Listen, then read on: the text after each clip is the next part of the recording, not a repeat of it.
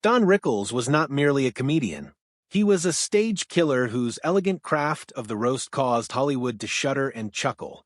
With no more than a keen wit and brazen manner, he elevated insult comedy from an uncouth trick to a high-wire routine of genius. He could take apart a film star, politician, or even a mob-tied singer with one utterance. And yet, audiences loved him. They laughed so hard. Tears streamed down their faces, and even the subjects of his skewering typically wound up laughing along. He gained the nickname Mr. Warmth, ironically enough, since in his performances on stage, he was anything but warm. He was bitter, sharp, merciless, and people love him for it. If this kind of story touches your heart, if you're someone who cares about truth, responsibility, and speaking up for the voiceless, please like this video, subscribe to our channel Star Vault TV, and share it with someone who should hear it. Let's get started.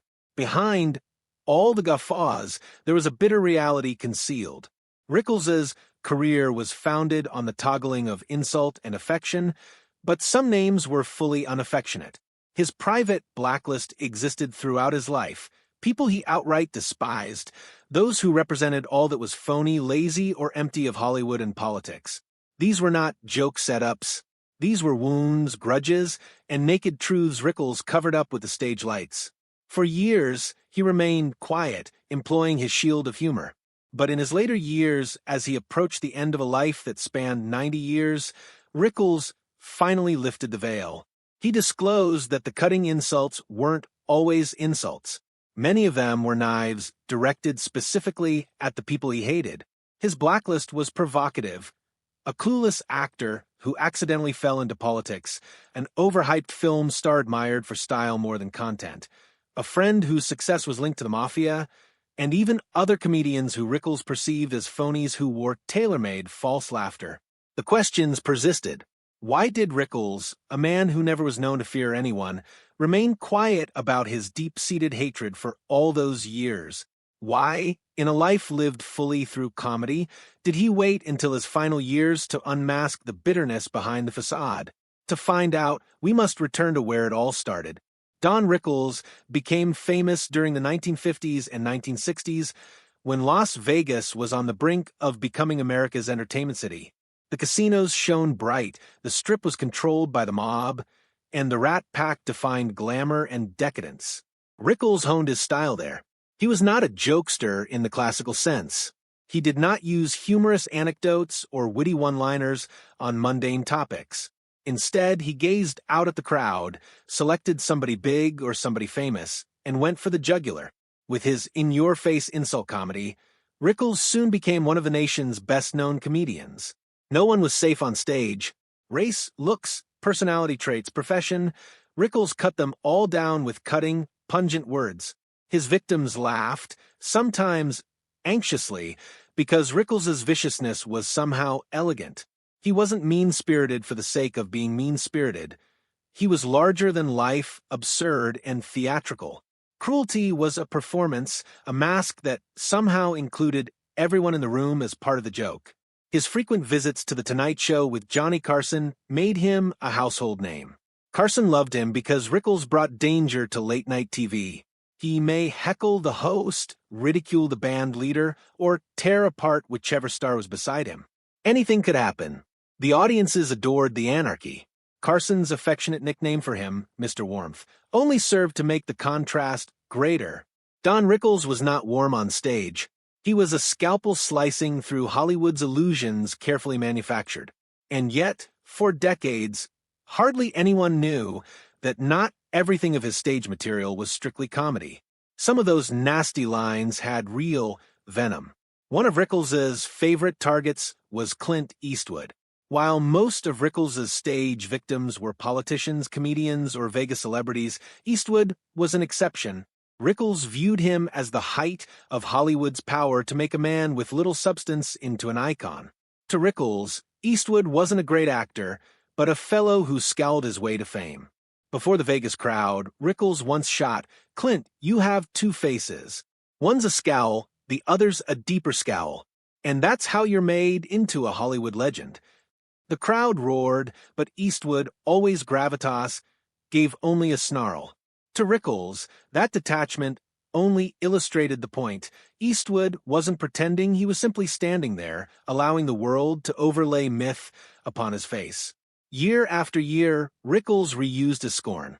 If he were born with Sinatra's smile, he'd be hawking tickets at a carnival rather than sitting in a director's chair. Another insult. Hollywood made a tall, quiet boy a Western hero. In fact, Clint's only good at one thing, staring until his opponent flees boredom. To crowds, they were side-splitting. To Rickles, they were confessions. Eastwood represented the travesty of Hollywood, where immensely great actors were lost while a guy with two faces became a legend. And each time Eastwood sat silently during Rickles's roasts, the silence provided Rickles with more fodder. Then there was Dean Martin, the Rat Pack's handsome crooner darling. On stage, Martin was suave charm personified, the quintessential gentleman with a glass of whiskey in his hand. Women fawned over him, men envied him, and Vegas crowned him as one of its shining stars. But Rickles was not fooled. To Rickles, Martin was a phony, a man who rode good looks, charisma, and liquor rather than sweating hard over his work. He frequently referred to Martin as Vegas's high-class drunk, ridiculing his stage image. "Dean, you don't sing, you just yawn with a melody," Rickles once taunted. Another time he cracked, "You made it by drinking more than you sang. If Vegas ever runs out of whiskey, your career is over." The Rat Pack loved Martin, but Rickles seethed at how effortlessly Martin was adored. Rickles had spent years working his way up from comedy clubs, honing his act to razor-sharp precision. Martin, by his own perception, simply smiled, raised a glass, and let the crowd project talent where none existed. Under the jokes, Rickles's resentment was genuine. Dean Martin symbolized what Rickles disliked most: shallowness canonized as greatness. Arguably Rickles's most contentious blacklist entry was Ronald Reagan. Reagan, a mediocre Hollywood actor prior to politics, most often played second-string roles. Rickles regarded him as the quintessential case of merit being rewarded. "Ronnie, you were so awful in the pictures that Hollywood pushed you into politics," Rickles once joked. When Reagan was elected governor and eventually president, Rickles did not ease up. On national TV, he ridiculed, "Mr. President, I still recall you from those terrible movies. It's a miracle America elected a character actor to head the world." He needled again, "Even Lassie had more forgettable roles than you." Reagan habitually laughed, but behind the scenes, he conceded Rickles went too far.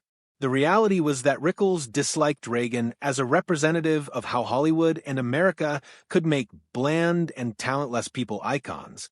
To Rickles, Reagan was evidence that life was not fair. A failed actor became the most powerful man on the planet. Appearances aside, Don Rickles and Frank Sinatra were best friends. Sinatra brought Rickles to the proper spheres of Vegas, guaranteeing him a career outside of dingy comedy clubs. Sinatra brought Rickles to upper-tier restaurants, treated him like family, and stood up for him even when the jokes struck too close. But Rickles never let Sinatra off easy. "Frank, without the mafia, you'd just be a second-rate lounge singer," he once declared on stage, leaving the room silent in shock. Everyone knew Sinatra's ties to the mob, and no one dared mention them, except Rickles. Sinatra, to everyone's surprise, laughed and clapped, making Rickles the only man alive who could mock him so directly and walk away unscathed. But beneath the wit, Rickles was torn. He envied Sinatra's raw talent, but loathed the fact that his empire rested as much on mob ties as on his sound. To Rickles, Sinatra represented success sullied by power and corruption. If any comedian Rickles publicly reviled, it was Bob Hope. To America, Hope was a cherished comic legend, renowned for his clean, safe humor and his USO shows. But to Rickles, Hope stood in direct opposition to real comedy.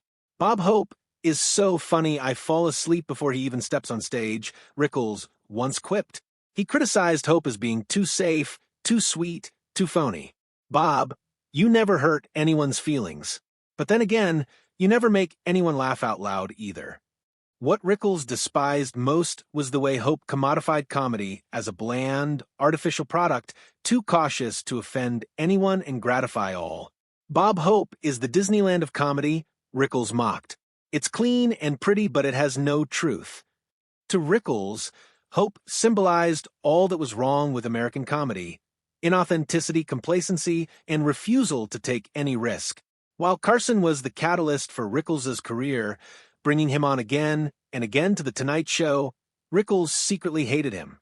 Carson was the king of late night, but Rickles regarded him as just a smooth host who existed by the teleprompter.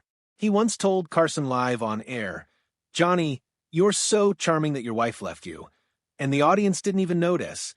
Another time, "You're not a comedian, Johnny. You're just a host who got the longest seat in television history."